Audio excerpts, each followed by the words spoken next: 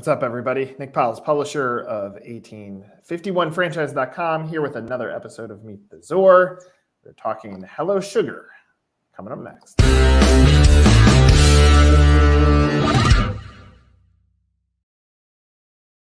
right, Brigham, I'm excited to talk about Hello Sugar, but I'm more excited to talk about you because I want to understand your story. And I always start off this way, so it's nothing new. But how did you accidentally fall into franchising? What is your franchise story? So franchising is something I never considered. I was told about it in the 2018 time period, and I was like, nah, that's not for me. Like, I just want to run my business. It's a totally different business. Like, I just want to focus on what I'm doing. And then 2020, so I fast forward a little bit, I was teaching at a university. I taught a class that I created called How to Start a Six-Figure Income for $3,000 or Less. Because most students have like no money in school. And so like, it was like a very catchy, cultish kind of class. Yeah. And it was fun. And I found my calling and passion in life, which is just helping people start businesses. I thought that was like the coolest thing to me. It was so exciting to see my students start and make wealth out of that. And franchising just felt like the natural fit. It's something I'm already passionate about, helping people start business, and very passionate about, which was my business too. So you do this class. Now I'm really curious. So you do this class, you're educating people on how to get into business for $3,000 or less and build six-figure income.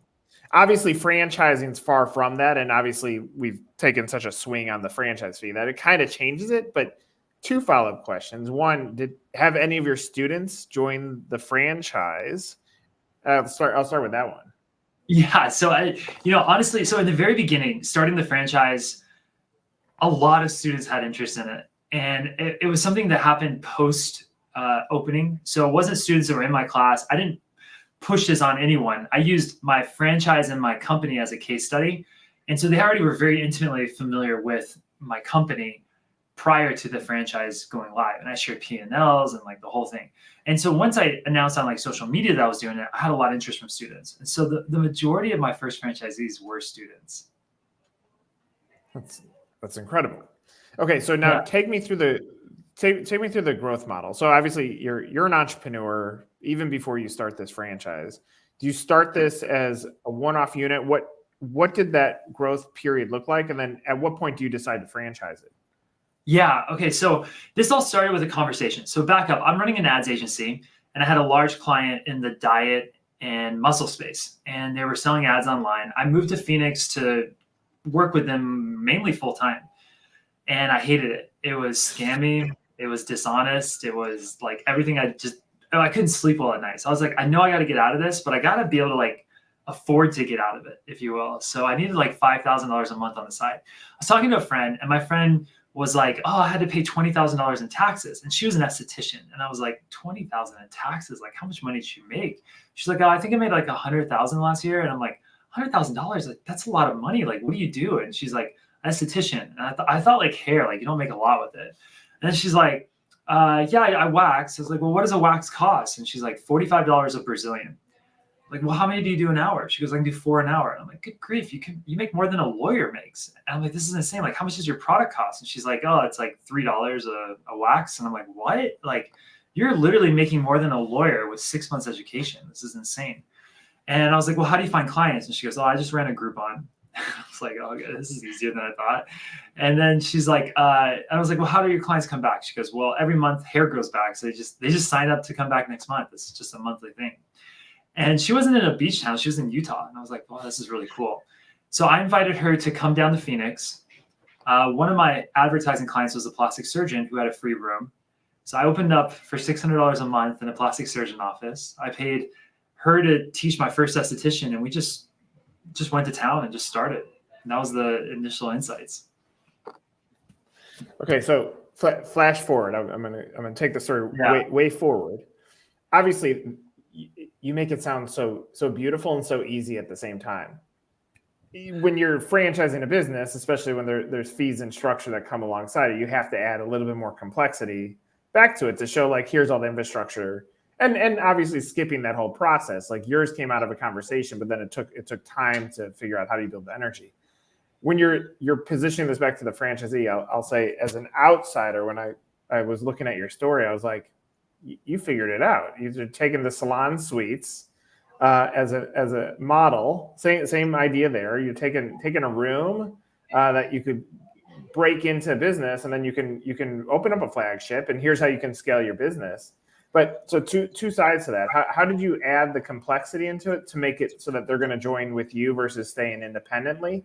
And then secondly, talk about like that scaling model, because I'm sure it's built off of your original story. Yeah, so that's a great question. It wasn't easy. The first 5 years were very difficult. I took my first paycheck year 5.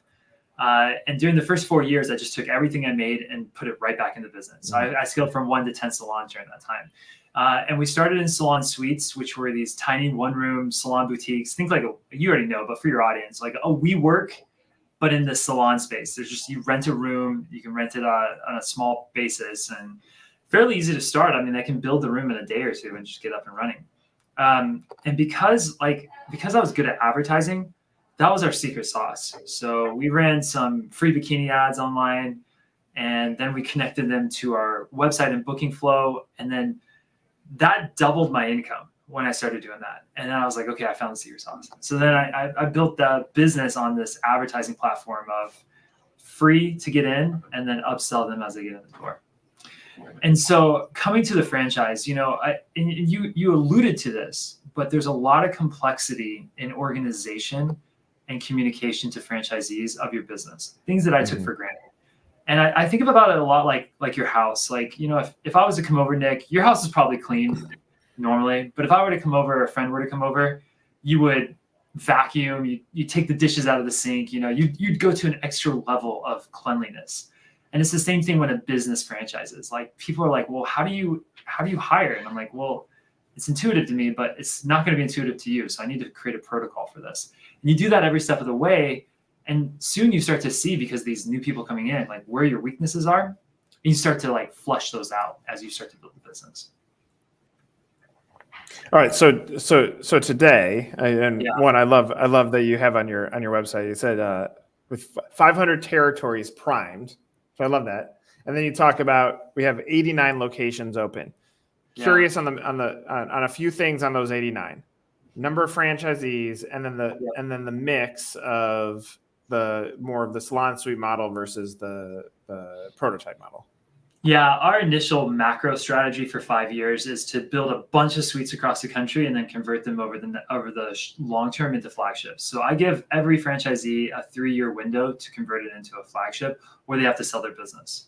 So right now, the 90 suites, out of the 90 locations, about 16 are flagships and the rest are suites. And I imagine that's going to continue another year. So I imagine over this year, we'll hit 140-ish locations opened. And by the end of next year, we'll be 250 or so. And then slowly we'll start to see that expiration date. They have to turn to flagships, and they start to build more of those.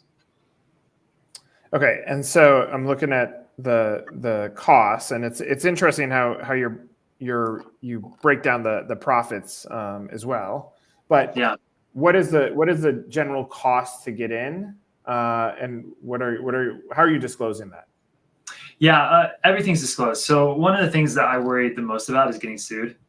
And so I've gone to where most franchise owners are like not sharing everything. I'm like literally sharing everything down to the penny of the P&Ls of every franchise owner. And so there's like zero, there's full transparency for everyone in the business. And so what it looks like is, if you were to start a salon suite today, it would cost about $60,000. $15,000 of that would just be like reserves, and it would take really about $40,000 to get you up and running. Then over the next 4 to 6 months, you'll get profitable. Most people, it's like 4 or 5. It doesn't take a lot of money to get profitable, like maybe $10,000 to $12,000 revenue, depending on how expensive your rent is and how expensive your ads are. And then once you're profitable, it takes about 15 months to hit maturation. And maturation is about $30,000 to $35,000 in revenue in a suite. And in that time period, you're going to be doing around $8,000 to $11,000 profit. Again, depending on your rents, your advertising costs, and the others. So it's about $8,000 to $11,000 profit a month. I'd say the average mature salon is doing anywhere between like $90,000 to $130,000 profit. The average salon today, that's a salon suite, is doing about $60,000 profit. So when we look at different maturity levels. We have a lot of newer franchises, so that they're still building. And then when we turn it to a flagship, which we don't have many outside of Arizona that are flagships, my flagships are doing between 150 and 250 profit per month, or sorry, per year. Per year. Yeah. And what's the build out on the flagship? The build out's going to be anywhere between 150 to 400. Okay. I mean, that'd be standard cost to get into it. Yeah. But I think, like, if I'm looking at both the magic and it's not a risk. It's like you have to be very protective of it. The magic is you've engineered a business model where people can get in and they can scale, which is so valuable. Because if you think about your story, I can go back to my story in starting our company. Like, a lot of great entrepreneurs bootstrap to figure it out, and franchising almost eliminates the ability to bootstrap because there's a giant fee in most scenarios. Like, you're still going to pay a franchise fee on the suites model with you. So the benefit, though, is you have a wider range of candidate who might not be able to get into traditional retail or traditional wellness in the way they've engineered it. But then you have to be super protective to make sure that they're not someone that's going to stall out too early, and that they really have to have that scale mindset. Yeah, you're exactly right. And part of the issue with these smaller, it's almost easier to do a larger build than a smaller one, because the larger builds, you can get loans from banks. We can't necessarily get those loans from banks. So at $100,000 or less build, I mean, banks make the same amount of effort to do a $500,000 loan as a $100,000 loan. They just won't touch anything less than about $250,000, a typical bank. And so it's got to be all cash funded in our scenario. Whereas if you were doing a $500,000 build and you got an SBA loan, you only need to put about $50,000 down. Right. What's the dream now? The dream for Hello Sugar? Or for you? Either one. I've thought about this a lot. Look, I've got close to 15. I'm almost opening my 15th location in Arizona. And net profits over $1 million a year. I make more money than I could possibly ever use in my life. Like, I'm very financially okay. It's not about that. The franchise was never about that. I want to build a national company. I want to win on a national level. I want to build a legacy. I want to build something freaking awesome. And not only for me, like, I want to see franchisees, the people that I love and care about, also build this amazing empire. And to be able to quit their jobs and to be able to go into this full time, it's like the most rewarding thing for me. So I want to keep doing what I'm doing, and I told my franchisees, a lot of them are like, how long are you in this? And I'm like, as long as it's fun, as long as I'm enjoying this and having a good time with it, and I'm having a blast right now, then I'm going to stay with it. I mean, in today's franchise world, I mean, the PE firms knock on everybody's door as fast as humanly possible to say, let's try to find value in a business that is scaling. So I'm sure you have that target on your back, but it's an interesting place to be in, where you're no longer chasing the financial side, you're chasing winning. And winning is fun for you, right? Winning's a lot of fun. Yeah. And we've been approached by private equity. We're not ready yet. I don't think we've reached an inflection point where that makes sense. I think at some point it makes sense for businesses to scale through private equity. I know some people are like, wait as long as you can, don't give up equity. But I mean, reality is, like, how much money do you need to live, right? Like, if somebody offered you $30 million versus $100 million, the delta on what you can spend between that 70 is just like, do you really have that much of a lifestyle that you need that much money to live? Like, you're probably like mismanaging something if you need 100 versus 30, right? So, I mean, at some point there's scale that a private equity can bring that, like, is really valuable and is worth coming on for. We're not there yet. I don't think we need it quite yet. Out of curiosity, on franchisee acquisition, have you relied back on your own tactics to go find franchisees, or have you used other means? It's funny, Nick. 15 to 20, about 15% of my franchisees come from podcasts. That's crazy. Yeah. So we do a lot of podcasts like these, and it helps with finding franchisees. The other tactics, we haven't used broker networks or FSOs. A lot of it's just word of mouth. We go to conventions, we do advertising online, and we do podcasts. Just word of mouth is a big one for us as well, and Google searches. So, well, I like on the podcast side. I mean, the reality, they've then watched you or listened to you talk about something from a visionary standpoint, and then they're bought into you. Out of curiosity, do you see a difference? And it doesn't mean it's necessarily good or bad, but a difference in people that come from watching you versus looking at an expo and seeing a booth? 100%. It's a very different clientele. The ones that come from podcasts typically are research enthusiasts. They love learning. They want to acquire as much data as possible. By the time they actually reach us, because they're so good at acquiring knowledge, there's not a lot for us to do. They've gone through the process per se silently on their own in their own manner, and we'll answer questions for them. Usually their questions are very thoughtful. It's that idea of like, I want to continuously be learning that drives people, and they make great quality franchisees. So we love the people that come from podcasts. Conversely, those that are at shows, I would say like 85 to 90% of the people you meet at shows are like, I would not want to do business with. But there's always a gem. I think usually at a show, we find one person per show that I'm like, that's the one. And I can tell, like, the conversation I'll have at the show, I'm like, this guy's going to be our franchisee from the show.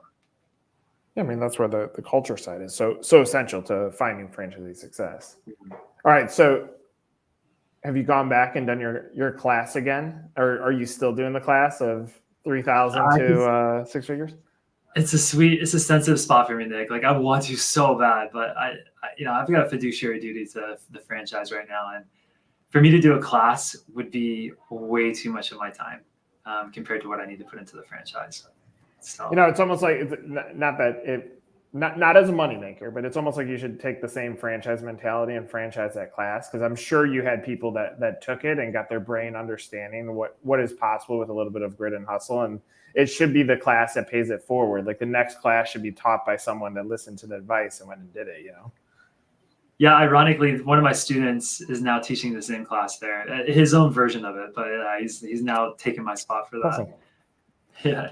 All right, so let's say someone's watched us to this point. Is there anything else you want them to know about the business that is important? I think there's, if you're looking at franchising, one place I want to go with this is when you get into a franchise, the timing matters.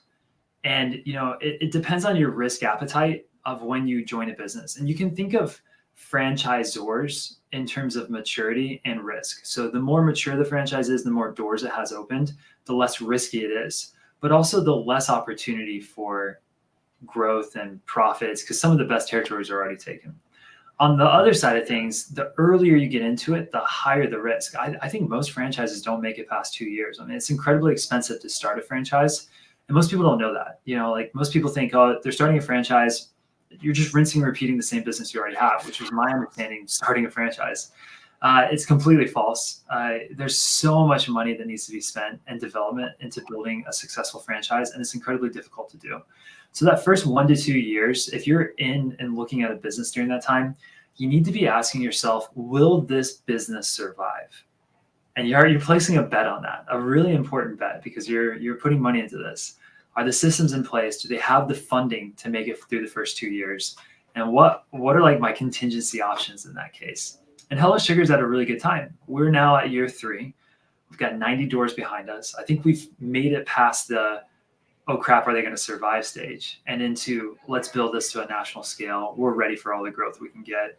But we're not at a point where all the zones and all the best territories are taken yet. There's still a massive amount of the country available. And I think if people are looking for franchises, whether it be Hello Sugar or others, that's something to consider. So I'm gonna close with a statement. I agree with everything you're saying. I think the area of opportunity for you, and you can take the insight from what you said with the podcast, that they get to hear you speak, they buy into your vision, and they want to be a part of the system. Your website is almost counter that right now. Like, you should have your story front and center, and you talk about whether you can make it or not. Like, part of your story is, I didn't pay myself for the first 5 years. What that meant is you were willing to continue to reinvest in the processes and procedures so that when you responsibly brought on the first franchise owner, they could actually see what you've actually created, and you put in the time and energy and pain to get to that point. That's part of the journey. And so you already have the insight that and you said, when I'm at a show, I can talk to someone and I can know it. Well, then your story needs to be lifted up. And I think that's the one degree that's missing here, is you've got to humanize the brand a little bit more.